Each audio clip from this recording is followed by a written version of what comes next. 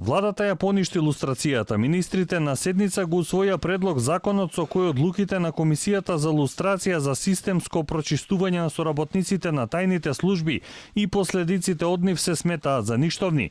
Оштетените од одлуките на Комисијата за верификација на фактите ќе можат да тужат, доколку тоа го сторат во рок од 60 дена од влегувањето во сила на законот, ќе добијат надомесна штета.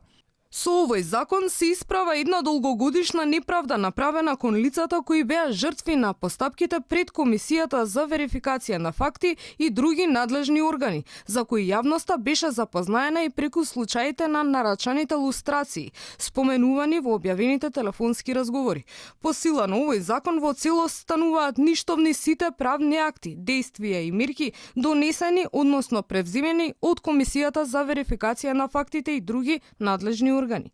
Воедно со овој закон во целост стануваат ништовни сите правни последици што ги произвеле правните акти, действија и мерки. За предложените измени на Facebook се огласи и премиерот Заев. Вели дека владата продолжува да исправа неправди. Според него, на овој начин се заокружувала правната рамка на реформата на правосудството во однос на обезбедување на независноста и непристрасноста и се поништувале правните последици од лустрацијата. Законот за лустрација беше донесен во 2008 година и важеше 7 години. Беа опфатени 300 лица кои имаа забрана за вршење јавна функција.